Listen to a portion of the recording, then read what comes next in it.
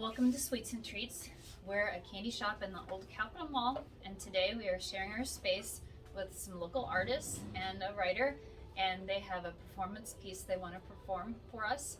It's a combination of the two, Deanne Wortman and Joe Artz, and together they make WortArtz, and they will be performing their piece. So welcome and take it away, guys. Thank you very much.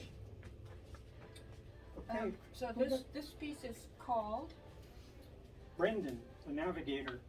and Brendan the Navigator, if you look him up, is a very interesting historical character who traveled all the way around the Atlantic in a skin boat, and that story intrigued us very much. So I made the images and Joe made the words, and the images and the words are embedded in this paper. So we have put together images and text. And now we're going to read you what Joe wrote in response to this idea of Brendan the Navigator and this art form. Okay, we'll start out. Another thing about this is that the process is made by each individual color and sheet here being laid down one at a time and pressed down with a hot stamp roller onto a single piece of polymer. So these images are all built up layer on layer on layer. And in addition, the you can see in here, these are the lines that help to make the visual image, but they also are blended with the actual text. And so we're hearing image and text and words, and we're seeing color and reflected light all together. So keep your ears and eyes open for WortArtz, and you'll have a chance one of these days to see these things live. And while you're waiting for that announcement to come out, come on down to Sweets and Treats, and Monique will sell you some Because we excellent have more candy. stuff on the wall. Yeah. Okay, let's get going here. Okay. Okay. Another layer atop the first. Another layer, palimpsest, rollings and foiling like the sea on which sails the curragh of Brandon. A little skin stencil, overwhelmed by great breaking surges of foil that rise above, spread over, then rolled flat across the tiny boat, heavy, pressing tons from which above and into the curragh surfaces like the conning tower of a submarine, but only a submarine in that eternal instant in which it and Brendan and his hapless, suffering sea souls are rolled into the polymer of void, then breached up, buoyed, to rise, to bob, to list, and heave, heavy with taken water.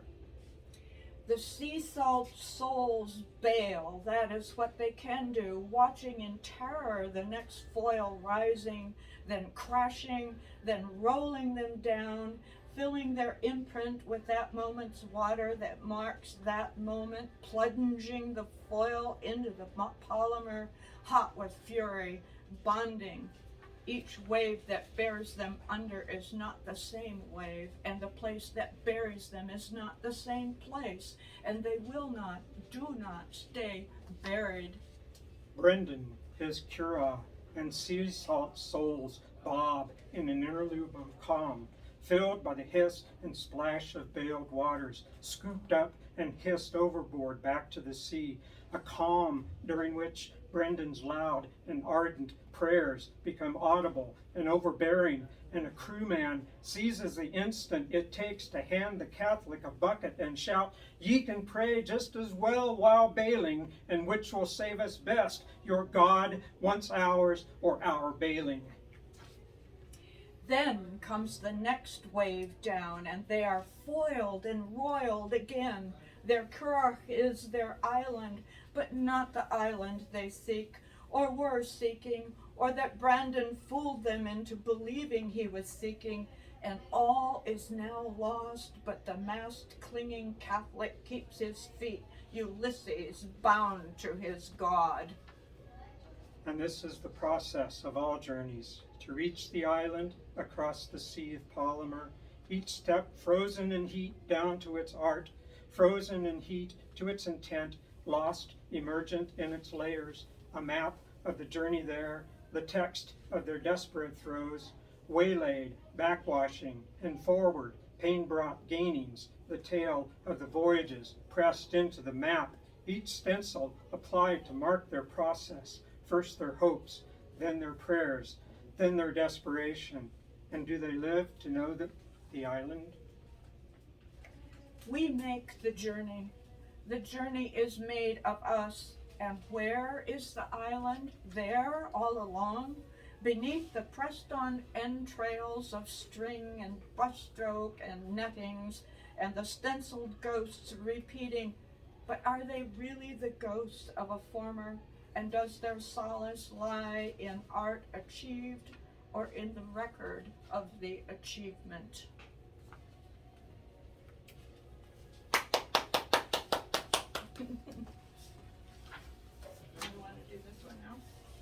So that was our first one. Bear with us just 1 minute while they prep the next. So do you want me to, are you gonna read it? You hold it. No, I think I have this one memorized. This is a drawing. It's an original drawing from which we developed another text and image piece. The words are not on this drawing, but Joe is going to read them for you and tell us what you imagine from this image. Step a little closer so we can get, Okay. Oh, yeah. so everyone at home can see it. Okay. Barney had the broader shoulders, and so he carried the plywood. Arnie had the stronger arms, and so he carried the barrels. Together they went down, twisting in the wind, to the lake shore. And that's what the picture is about.